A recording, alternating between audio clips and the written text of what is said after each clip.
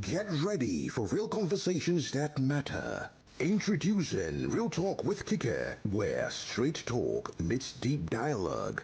They will understand in 2023 who is more known. Reason well, but your conclusions are wrong.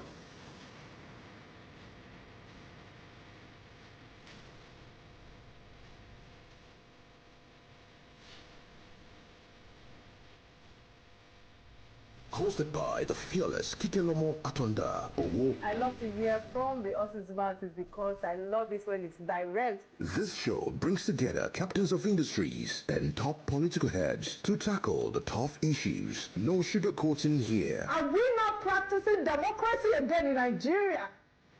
Is that a freedom of speech? Is there any way in our constitution that goes against constructive criticism of the government? This is where real change begins. If you're looking for a place where conversations are real, honest, and direct, then join me, Atanda-Owo, on Real Talk with Kike. It's not just talk, it's real.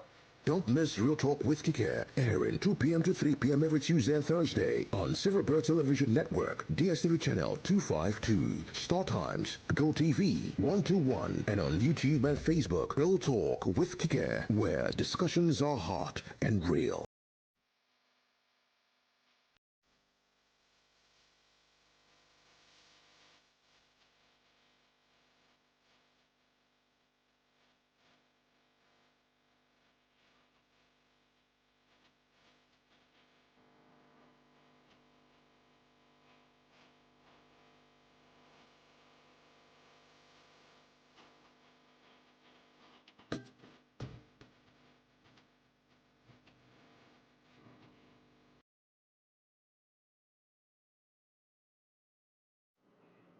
All right, excellent afternoon and welcome to Real Talk with Kike. This is a one-on-one interview, and this afternoon I have the privilege of sitting with a woman whose title could easily be intimidating, but whose presence makes you relax and comfortable. Her Excellency, the First Lady of Kwara State, Ambassador Professor Mrs. Olufolake Abdulrazaq, the wife of Governor Abdulrazaq. She's also the chairperson of the Nigerian Governors Spouses Forum. But this afternoon, I'm not here to talk about protocols. I'm here to talk about the woman behind the title. I will speak about, our work, the policies, the advocacy, the quiet push for gender equity that has placed Kwara State at #1 in Nigeria. The idea behind this interview is to look at how the First Lady and her role plays a significant difference and bring about tremendous progress in the scheme of things, particularly with governance in Kwara State. I'm not here to chase headlines or controversies. I'm here to push an agenda of where balance comes with our work ethics. Please stay with me and let's usher in the First Lady of Kwara State. Thank you.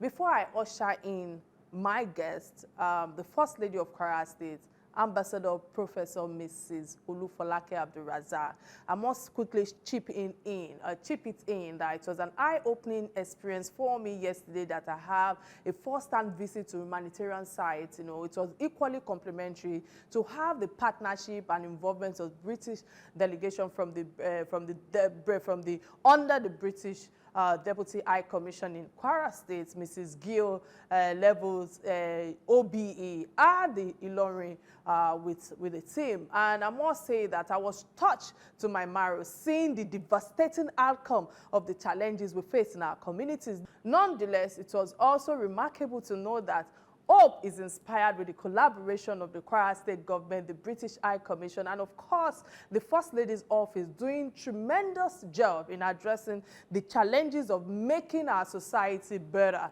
I look forward to more of this, reassuring, outcomes of the partnership as it pertains to orphans, the victim of sexual violence and assault, the justice that happens after many assaults have been done to many young girls in particular. And I must use this medium to say kudos to Her Excellency, the First Lady's office, and other strategic partners on board doing a commendable job for our community in Kwara State. I think that, it's something that I needed to bring forward because what I experienced yesterday was something that I believe that we must, channel our energy into in finding, putting an end to most of the cultural or continuity or cultured abuses that have become a permanent pattern in most of the states, not just in Kwara State. But you know what?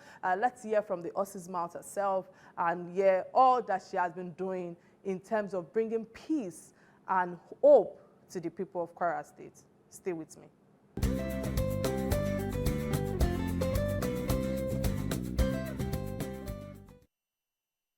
All right, as I said earlier, I'm not here to chase controversies. I'm here to have a one-on-one conversation with a woman who is making an impact in Kwara State. And I must use this medium to usher in my guest, Ambassador Professor Mrs. Olufolake Abdulrazaq. It's an honor to be in your presence today. Like I said in my opening, you're a woman whose presence is very, makes you calm.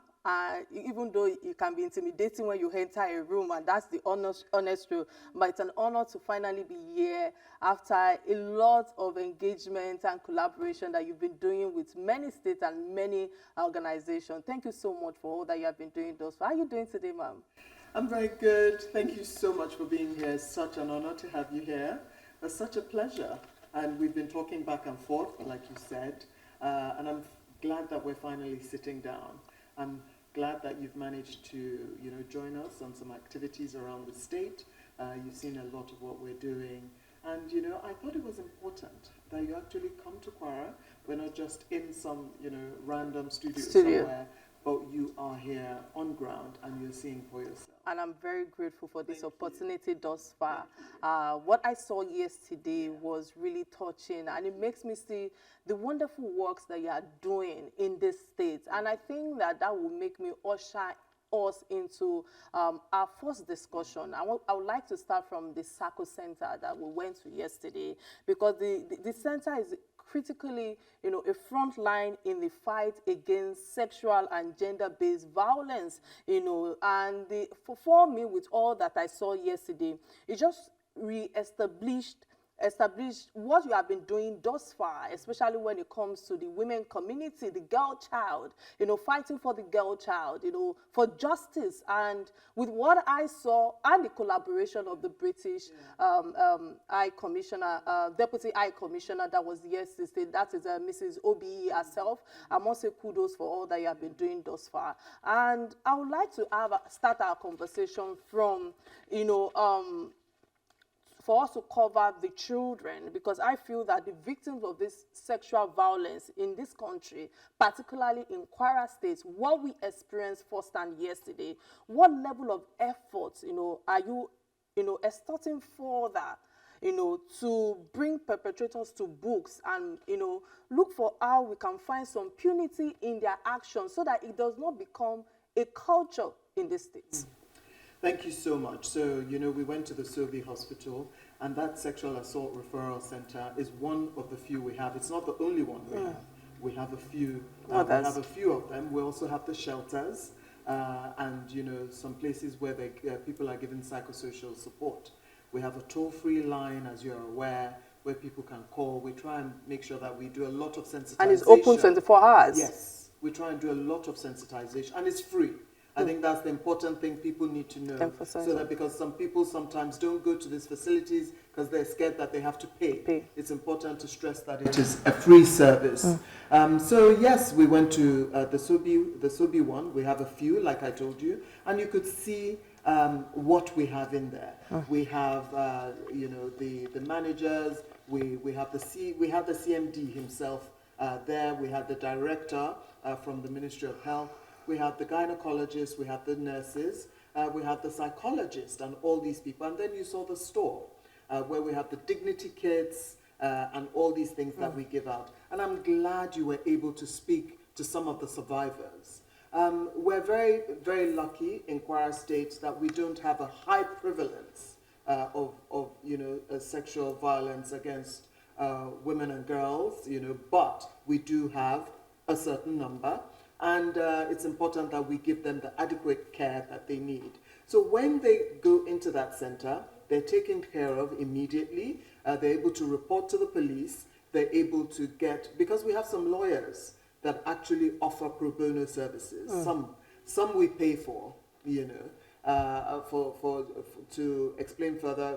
People know that pro bono means they're giving their services free of charge. But we also have those that we have to pay, and the state does help. My office and my NGO, the Ajike People Support Center, we do, you know, assist in some way of paying for these services for lawyers who are not doing the pro bono services, and also making sure that the service doesn't end. If I understand what you're saying, you want to know what we do after, you know, the treatment ends. The post. So they go in there, they get taken care of, they report the incident to the police, they get lawyers, and they take up the case. They get, you know, put into the shelter from the SAC Center, the Sexual Assault Referral Center, then to the shelter, and from there we assist with businesses. So my empowerment, NGO, empowerment, and micro businesses, we kind of like SMEs.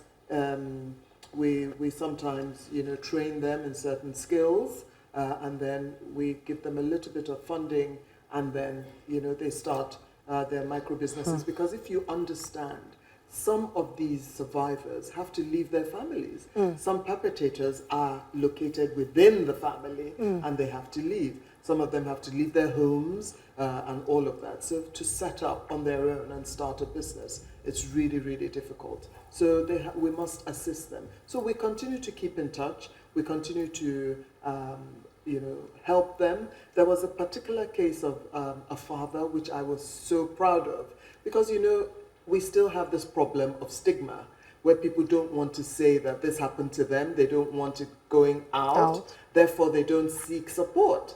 But we were very proud of this man. His daughter was about the age of 9 and, you know, got assaulted. And he was the one that took this matter to court. He didn't mind. He was willing to waive anonymity. He was willing to use his family to project so that people understood what they needed to do if this happened to them. And we supported him. We gave him some support with lawyers, and we're in touch with him till today to make sure that we continue to rehabilitate his daughter. We continue to give her whatever support she needs. So to answer your question, we're in it for the long haul. We don't just stabilize and then leave them. We continue to maintain our presence with them. We set them up in businesses or in schools, as the case may be. And then those that need. You went also not just to the Sexual Assault Referral Center, you also went to the Olufolake Safe Haven, where we have the children. Some of those children are from abuse. You know, they were rescued from abuse. So we also, the state also takes over some of them that cannot be left in their families and puts them into orphanages and homes for their safety. Many thanks for that, you know, elaborate insight right there. And I must say that the work on ground is very massive, and I saw it firsthand again yesterday. And while you were talking earlier, giving your submission regarding all that has been going on behind cameras and even the input of parents, you emphasized on free services as, you know, some personnel have decided to lend their voice on the issue at hand. And I feel that I need to ask you this question regarding the demand of support in terms of ramification and initiative that I feel that, do you think that we need to create more awareness on private bodies and government institutions in carrying out most of these campaigns so that we can create more advocacy for victims? And I like the fact that you emphasized earlier on stigmatization, and the reason why there's a lot of silence when it comes to issues like this. So what are your plans regarding this, and how are you creating more awareness to create for the parents? Because I feel that as a parent, you know, I was also moved to tears yesterday when I saw and heard the girls, not even adults, speak on their experiences. I had goosebumps and the likes and all of that. So, ma'am, as a parent, what are your words to parents out there in the course of this interview that you want to use to say that, you know what, I want you to respect the girl child. I want you to understand that you're not alone. It's a fight for all of us, fulfilling, the obligation of safety when it comes to the girl child support, the care support, and of course, education. I cannot help but emphasize on education on the girl child. What's your word for these children in your community in Kwara State? So my words are that, we need to get rid of stigma. People need to come out. They need to not be fearful because, we have the culture of silence, as you said, because of stigma. People don't want anyone to know that this and being judged in their family and they're being judged.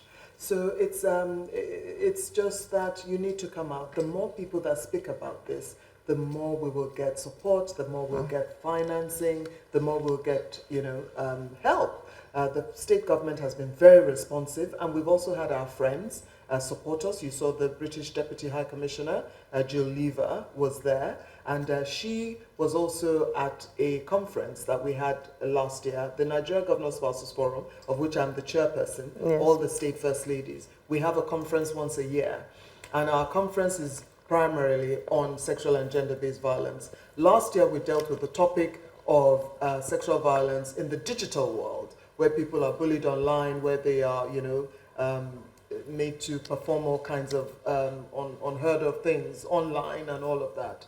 So, she spoke there, and we have our partners, like that SAC Center. We got funding to equip it from the Ford Foundation. And when we talk more and more, we get more people to come forward and assist us. So parents need to understand that keeping silent will not help their child. First of all, the child is not taken care of medically, psychologically, because even legally, because the scars remain for a lifetime. So it's important to get the proper support that is necessary, both for the medical intervention, to be sure that they do not have STDs or, diseases, to make sure that they are taken care of, any medical need is taken care of. They are put through, counseling and psychosocial support. They are set up either back in school or on businesses, because some are ashamed and do not want to go back to school. They fold, some do not know how to start their lives all over again. So this stigma and silence will not help us. So I want parents to understand that and to be bold and courageous and seek the necessary help for their children and their wards, and even for adults, because it's not just, it's not only adolescents and children. A lot of adult women, have this problem. As the statistics say, worldwide, 1 in 3 women has experienced sexual and gender-based violence. I think it leads me to my next question, and it's a bit, sensitive or delicate to actually touch on this, man, because we know that Sexual Assault Referral Center is doing important and wonderful work, but many cases of GBV, behind closed doors in marriages, does happen. So how does your office now advocate for broader, orientation programs, to address this difficult issue in marital rape? Because I feel that I've addressed this issue before on television, where I, created more awareness about rape, abuses happening in marriages. What awareness is being created to just help women out there? Because when you touched on your last submission, I feel that it's something that I must hear from you, from your office, what you're doing to create this. More importantly, when it comes to many survivors in the organization that I feel that, are being helped weekly or monthly, that we all experienced yesterday. So what specific services are mostly demandable or are demand when it comes to the feedback by staff, organization, and even your office with all these issues surrounding sexual assault? Thank you. So you touched on marital rape, and all the responses therein. It's very delicate. It's within a marriage. A First of all, it's very difficult to get women to come out and admit that such is happening to them within a marriage, as you can imagine. So our sensitization programs broadly cover this.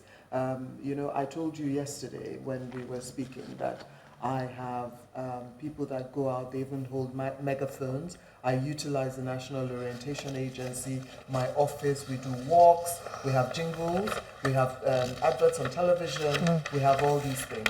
We have toll-free lines for the Sexual Assault Referral Center and all of this. And people need to understand, you saw yesterday, cameras were not allowed in. So people should know that their dignity is protected and their, you know, people will not know that they are going to a sexual assault referral center, because that's the first step for women in, you know, marriages. They don't want to talk about this. So they should be rest assured that their dignity is protected, their personalities are protected. Nobody would know this, but they have to be ready to come out, speak out, and seek help. First of all, they are trained in how to navigate such a marriage. We know that in Nigeria, nobody wants to walk out of a marriage willy-nilly. People don't treat marriage trivially. They don't today say, I'm out. More importantly, women are nurturers. Women are nurturers. And, you know, so there are ways with which to operate. Some of them are not ready to leave. They're not ready to move out. And we also offer services to the spouse. I want to also recall that I spoke about, I mean, she and her family have been out there publicly, so we can talk about her publicly. The blue-eyed woman with her blue eyes and her children with blue eyes. They were subject to ridicule, they were called witches, you know, all sorts of things were going on. The way we were able to handle that, you know, we turned her around, we gave her training, and even her husband's family, as you know, she was not accepted really. Her husband, because of that, became, you know, really difficult and all that. But he turned around completely after we did all the interventions that were necessary. They reconciled. Even the Emir of Ilorin came back and brought them back together and reconciled them. And we got them a house to live in. We paid for the children. The children got into schools. They got a scholarship initially, and then later on moved on to bigger schools by the state government.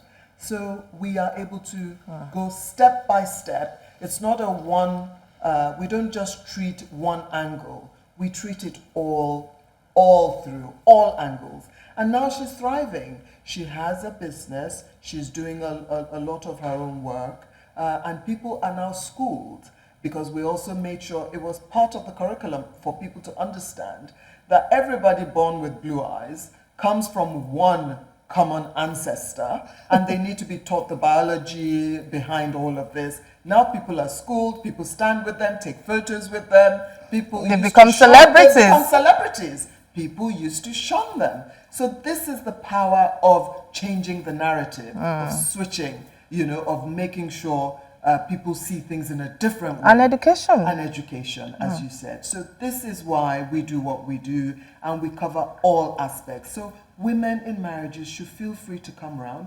As you can see, the blue-eyed lady, we also were able to talk to her husband, turn him around, let him know that his wife is not a witch, let him know that, you know, he said it was her blue eyes that drew him to her. So, you know. So what happened along the way? Know, so make sure that people do not turn you. And that's what we do. We make sure that we also provide support for the man. What is the angle? What is behind this brutality? What is behind all of this that's going on? And we therefore, so we don't go in with the objective of smashing a marriage into pieces. We go in with an objective of trying to see how well we can create a success of a marriage that is going back. And I must say many thanks for this submission, and well done for all that you are doing thus far, and it's really impactful, and I feel that it's a legacy that will outlive you based on the works of your hands. But moving away from this a little bit, I would like us to touch on that impact of inclusivity when it comes to the innovative hub. Yes. Oh my goodness. When I saw that yesterday, I could not just help but say, is this Kwara State?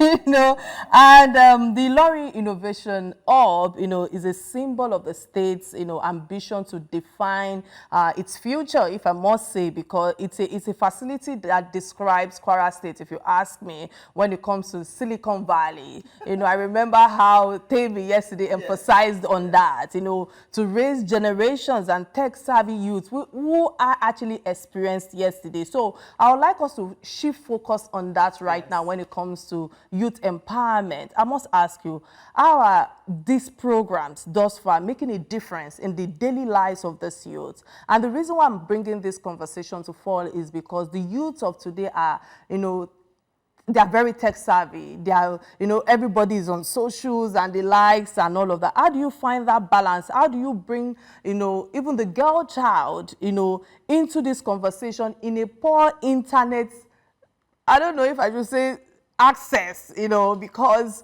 it's not only Kwara State that is suffering that, it's across the state. Even in Lagos, sometimes you might hold your phone and there's no internet and all of that. What do you have to say to this? So you heard from the MD of the Innovation Hub yesterday. It's a green space. They use solar, they use all sorts of ways to generate electricity.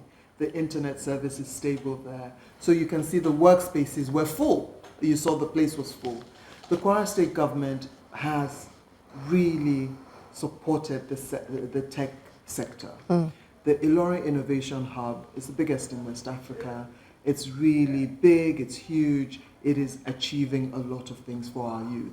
And you can see now it is truly a hub because people come from various parts of Nigeria to utilize the spaces. From the space, they get training. You saw all those in the training there yesterday. Yes, I did. They get their training there. The workspaces are free, as you heard. It's free to utilize the workspaces there. And the internet service is stable. And they also have electricity, as you heard. So it's a green space. It is so far into the future. We are very, very proud of it. We're proud of what is being achieved there. We're proud that they've been able to sign an MOU with the American embassy. And you saw the British were also there yesterday to view it and to see how they were also going to partner. They have partnerships with a few international organizations, and we are continuing to evolve and continuing to scale up and continuing to improve the services there. So for the youth in Kwara State, the Tech Hub presents them with an opportunity of where to work, where to train, where to learn, and where to secure jobs. As you heard, we handhold up onto the point where they secure jobs. They're able to apply using the tech services there. They're able to apply for jobs, look for jobs. They're in school. They are able to also look for scholarships from there. They're able to, you know, do a lot of things. And you heard some of the projects being done by the state government, the federal government, and all these people, IHS, their partners, and everybody. It's just amazing. I hope you have enough footage to show people. I have more than enough, and I was telling your protocol guy earlier today that I have just, you know, 2 days to actually, you know, focus on Kwara State on television, because with what I saw yesterday, especially when it comes to the social good of this innovation hub, I cannot help but say kudos to you, Your Excellency, and of course the governor of Kwara State. We didn't have enough time, so you did a good job on the innovation hub, and it was important for us to focus on the tech and make sure that you see what we're doing for the youth. It's also important when you come back that you visit the Sugar Factory Film Studios. We held the last Nollywood Awards there. It's also the biggest in West Africa. It's a fantastic film studio, also put up by the state government, where people now come from far and wide to shoot their movies there. A lot of Nollywood movies are being shot there. There's a movie we did in Kwara State by the Kwara Talent Harvest and a lot of our people. It is going on Africa Magic. It's going to be shown on Africa Magic very soon. And, you know, this movie production was done all in Ilorin here at the Sugar Factory Film Studios. So I want you to come back and make sure you see that. I want you to see the garment factory. And this garment factory, you know, houses thousands of workers, and it's from start to end. So they have the cutting, they have the machinery, they have the gluing, they have, you know, putting together. They produce things from uniforms for nurses, you know, sportswear, tracksuits, T-shirts. They have a lot of contracts for thousands and thousands of productions. You need to see the Kwara State Garment Factory. You need to see a lot of the infrastructure projects put in place by my dear husband, the governor of Kwara State, Malam Abdulrazaq. It's just fantastic. Awesome. And I must say that, you know, I kept on, I had to share the footage yesterday with quite a few of my colleagues in the media space to say, no, I truly cannot believe I'm in Kwara State with this, you know, innovation hub. And I must say kudos to you. You know, it's another thing for a partner to come with a vision, but for the government to actually throw their weight behind them, and now for that now, you know, expand it for the states, or for the Kwarans and all of that. But this leads me to my next question, because, you know, with all the programs and a lot of impactful work that you are doing, I cannot help but bring the lives of the young Kwarans, you know, the effort that you have made thus far in terms of the young women in this area of internet access is something that I feel that we need to, you know, emphasize further, because we know that in this side of town, you know, there's still a traditional way of looking at things. What kind of awareness are we creating for the girl child to take advantage of the tech sector to make an impact in whatever job creation that she's going to find herself? So, you know, Kwara State is a north-central state. We're in north-central Nigeria. But at the same time, you can see the modernity. You can see how modern it is, the modern infrastructure and all the things that we have here. And the women and the youth, you know, are really encouraged by government. Government has this QASIP, Kwara State, you know, the social investment program, where they're giving grants to start up businesses and all of that. On my part, my office and the Ajike People Support Center, I support micro, small, and medium-scale enterprises. We make sure that we train them in so many things. We've done makeup and makeover, we've done baking and confectionery, we've done drone technology for farmers. These young farmers are female farmers and the youth.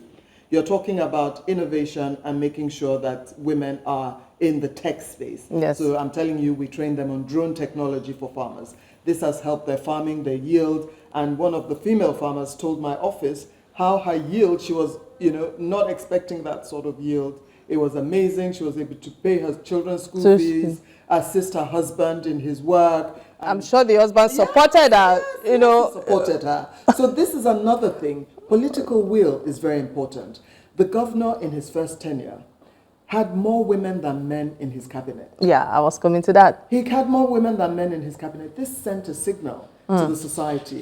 The men also bought into it. They saw that this is not a way of replacing them. They saw that it is complementary. When you are operating a society with one hand tied behind your back, which is how I see it, if women are disadvantaged, you are running on half capacity. The men cannot do everything that needs to be done. Absolutely. When you empower your women, the society is becomes working better on all cylinders. They're forging ahead. All the sectors are being addressed. So we make sure that our women and our youth, we put them forward for digital literacy, because, you know, women still lag behind when it comes to digital literacy. They don't have the tools, they don't have laptops, they don't have phones, they don't have a lot of these things, so their businesses can suffer as a result of that. Men are able to move quicker because they have the tech savvy, and they also have the units. And then we give them grants and the tools to be able to start their businesses. So we are definitely in that space and doing all that we can. And many thanks for connecting the digital trading, you know, to job creation, entrepreneurship, and of course the social needs, you know, of your community at large. To start cooperatives because they're stronger together. Together. I did have an event once with the on the International Day of Cooperatives. I was supported by Bank of Industry and a few others, and we gave out all these utensils. We gave out, after training, you know, like I said, empowerment to me is not just giving out things. When you just give out things, they don't know how to utilize them. They get to 2 kilometers away and sell it for a mere pittance. And they're straight back into the poverty cycle. But when you train them to utilize those utensils, they know the value. They know the value. They know how to use it to start a business, and then they keep them. Like we did for Makeup and Makeover. We trained them first and then gave them the tools. What we did for baking and confectionery, we trained them first, then we gave them the tools. We gave them the gas cookers, we gave them all the baking equipment, everything. What we did for drone technology, for farmers, we gave them seedlings, but they were trained on how to, they went to a school, an online college, to learn how to utilize drone technology. When they finished, then we gave them seedlings and we gave them a few other things. And they made a huge success. Honestly. There's so many more. We did beading and jewelry making as well. You know, she came and trained them. And then we now gave them the tools, the wires, the clippers, the beads, and everything. Awesome. And you should see the beads that they made. Good to go.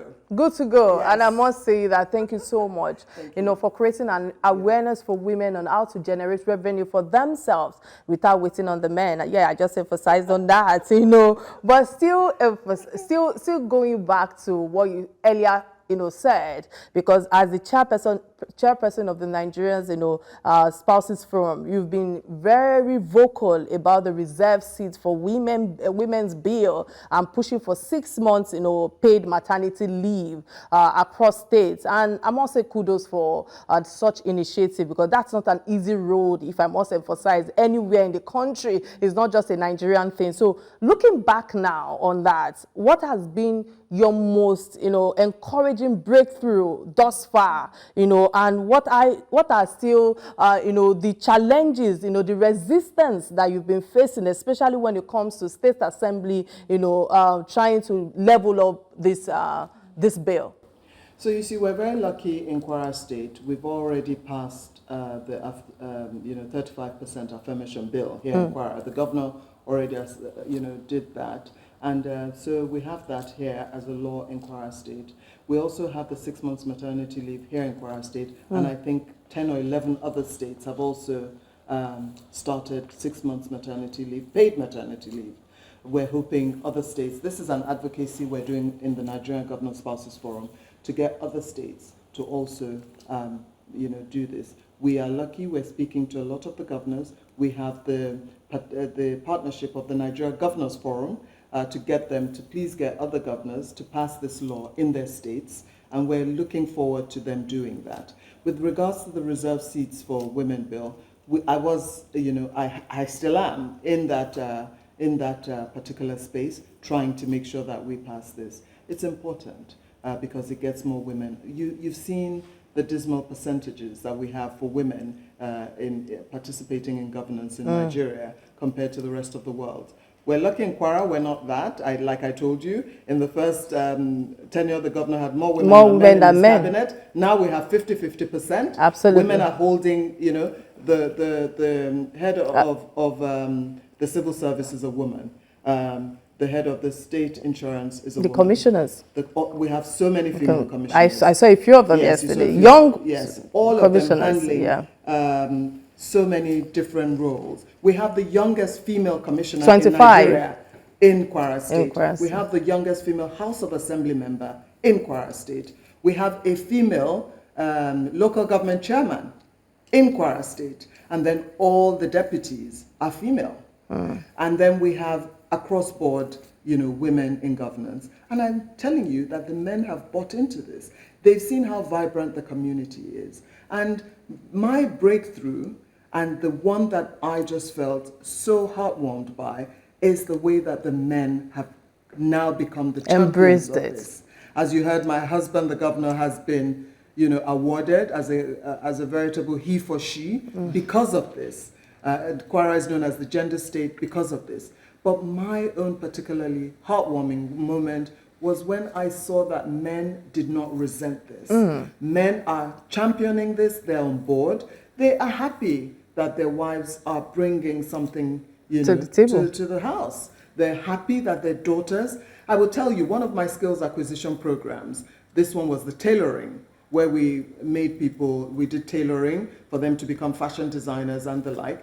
One of our first-class emirs brought his daughter, who was in university, to be one of the people learning in that skills acquisition program. And this was amazing. The Emir of Shanga brought his daughter, and his daughter, she just wanted to learn to sew and make clothes.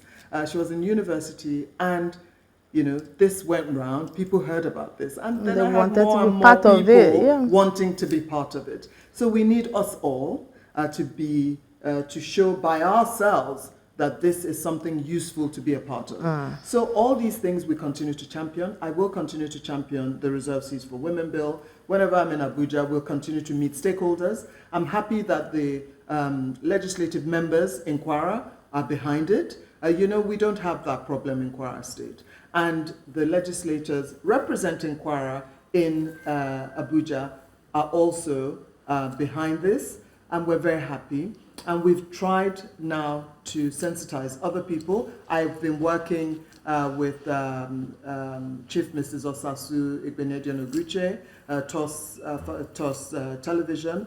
We have worked with her as well to get this message across. And the British High Commissioner, Deputy High Commissioner, has also been one of us championing this cause. And we'll continue to get more women on board and men, because the veritable he for she's, we need them. One of them is the Sultan of Sokoto. He's behind this. The governor of Kwara State is behind this. And so many other. The First Lady of Nigeria is behind this. As you know, she threw a dinner for senators and people in government to sensitize them that we need this. So what more do we, I think we're there. We're almost there. Absolutely. We're gonna get it. Absolutely. Yes.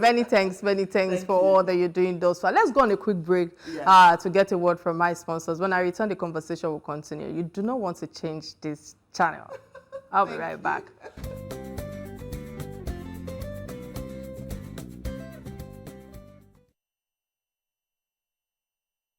All right, many thanks for staying with me. We're back into the conversation now with Our Excellency, the First Lady of Kwara State, Ambassador Professor Mrs. Olufolake Abdulrazaq. Many thanks, ma'am, for all that you've been sharing thus far and bringing us to speed on everything that you've been doing in Kwara State. I feel that we need to create more awareness on the impactful work that you have been doing, and the lives, is very touching, very inspiring, and I must say, and let me use this medium to say that God's wisdom and understanding to navigate this administration and where you stand, God will continue to give it to you. Thank you so much for bringing us to speed regarding the 25-year-old legislator, the 5 female lawmakers, and so many other things that you have shared earlier regarding grants and all of that. But ma'am, I cannot grant this interview and not touch on this, because if I'm the one saying it, I think she's the most fashionable first ladies that we have in Lagos, in Nigeria, and the consistency, in patronizing ground brands like the likes of Banke Kuku. I see you a lot in it, Ronke Adewusi's Adire and the likes and all of that. And it's not just style for me, because you've been able to show to us, we who are looking up to you when it comes to fashion and so many other good things. Yeah, the woman who I would describe as beauty with brain, honestly. And I don't expect less from a daughter who is from an ambassadorial background and all of that. And I must say that it's very inspiring seeing a woman who can still hold the steeds and still contributing in the fashion space. So I must ask you, what does fashion mean to you beyond the fabrics? Because I'm of the opinion that fashion is leadership. Many people do not understand that. Fashion is charisma. Fashion is how you present yourself. Fashion is, what else is fashion to you? Maybe I should pause and hear you out. Thank you so much. Fashion is also sustainability. And now we have sustainable fashion, whereby we're making sure that fashion is done in such a way that we do not create heaps of fast fashion, heaps of, throwing away clothes and mounds and everything, how to recycle and all of that. So fashion is also sustainability. But then you were there in the meeting with the Deputy High Commissioner yesterday. I gave her some Ashoke from Kwara State. Now, I was wearing an Adebakare cape made with Ashoke. Now, it is important for us because we have a huge Ashoke culture and industry in Kwara State here.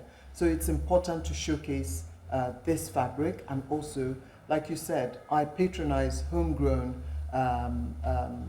businesses for fashion. It's important to also make sure that we can present them on an international scale and make sure that people are discovering them. As you can see now, everybody's discovering Nigerian brands. You spoke about Banke Kuku, you spoke about Olori Aderonke's Adire Odua Hub. I'm wearing another one today. This is BKDY. She used to be a banker, and now she's in fashion.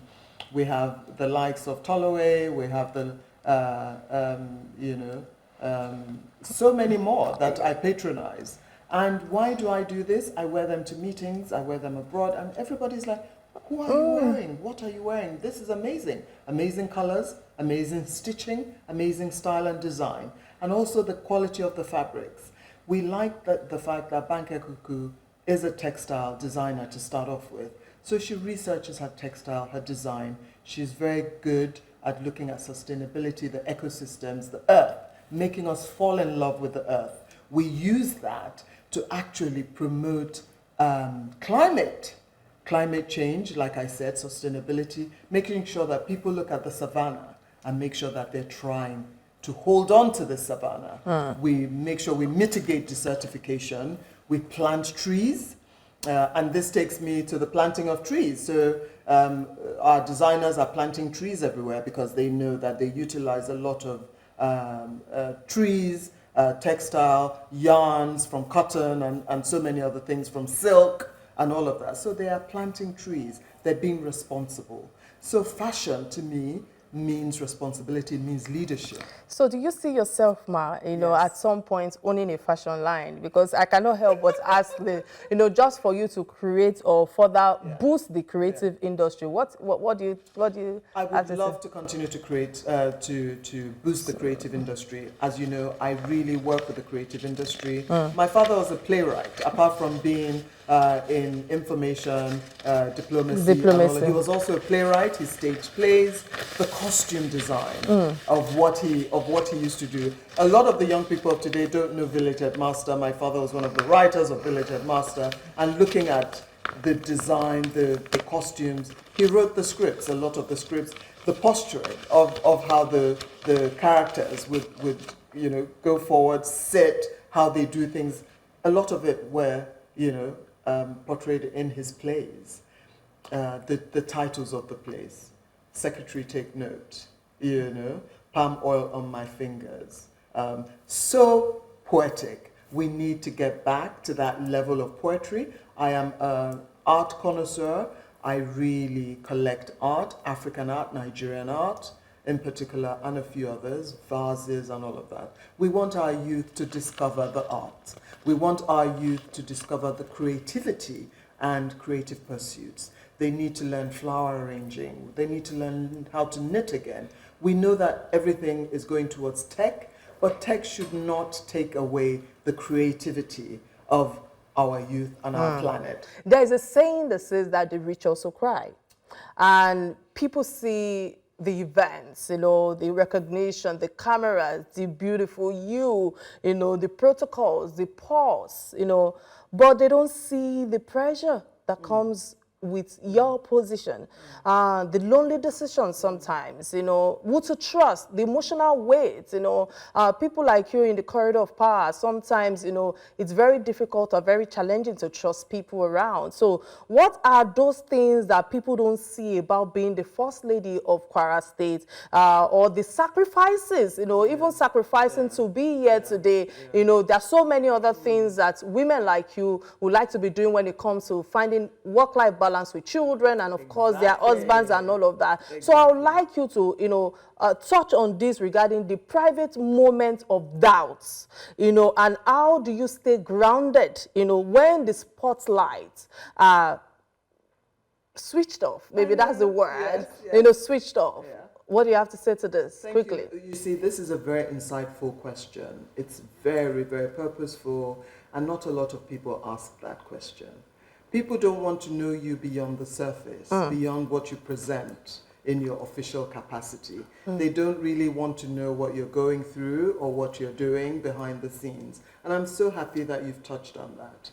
It has not been so difficult for me because remember, I'm a diplomat. I worked for 30-something years before becoming a First Lady. I'm an ambassador.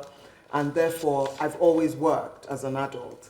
I've always, you know, had to represent Nigeria on stage and making sure that I know public speaking. I'm able to address a crowd. I'm able to negotiate treaties. I'm able to negotiate agreements and things like that. So for me, coming from that sort of background, it hasn't been too much of a challenge. I know some other people, you know, the public speaking could be a problem, you know, facing crowds, talking to them. I'm lucky that I'm able to do that. But then I still also have some private moments where, you know, I do want people to kind of like leave me be so that I have a little bit of time to reflect, to breathe. You know, it's important for people to remember that they need to take time off to take care of their health. You must take care of your health. You must take care of wellness. You must take care of your mental health and make sure that you do not burn out. So these are the issues. These are the issues. Also, you touched on work-life balance and your children. That is a sacrifice that you make because, you know, you don't have that much time for your family. It's difficult, you know, and I recall some people, you know, recently there was a challenge about one of our children and his birthday party. This was a landmark birthday of a child turning 30 years old. I am proud I have a 30-year-old who's working so hard. He did a master's, he's working in a Fortune 500 company. Awesome. And he wants to celebrate his 30th birthday. So will you say that because you're in statehood, you cannot attend your child's 30th birthday? Would you say that because you are working in government, you cannot attend those milestones that your children are achieving? I would say no. You have to have a work-life balance. You must be able to be there for your family because in future, that's all that matters. You will look back and regret. The only people you see are your family and not the people who are behind you. And then who do you trust? You know, it takes a while to know who to trust. You just continue to rely on gut instincts and maybe how people present themselves.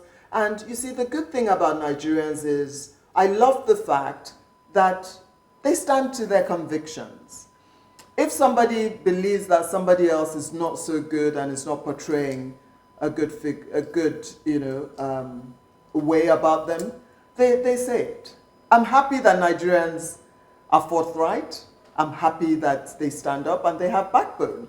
This is the secret to our success all over the world. Absolutely. There's nowhere that a Nigerian lands, they will make a success of themselves. Absolutely. It's because they're forthright. They know when to move, when not to move. And I'm happy that I'm a Nigerian and I can work in international spaces and I know when to turn off the spotlight and breathe. Yeah, thank you so much, Your Excellency, for making sure you make people understand boundaries. Yes, and of course, yes. I have been speaking to Her Excellency Ambassador Professor Mrs. Olufolake Abdulrazaq, who have shown us and spoken about the policies, the grants, and of course the weight of the crown of being in the corridor of power. And I wish you the very best as you continue to navigate the waters, and of course God's wisdom in all that you do. Best of luck, ma'am. Thank you so much. Thank you for coming to Kwara Thank you so much It's been a pleasure to have it's an you opportunity to be here. And we look forward to welcoming you again. I look forward to the collaboration in future. Thank you so much, ma'am. Thank you All so the much. best. Yeah. Thank you.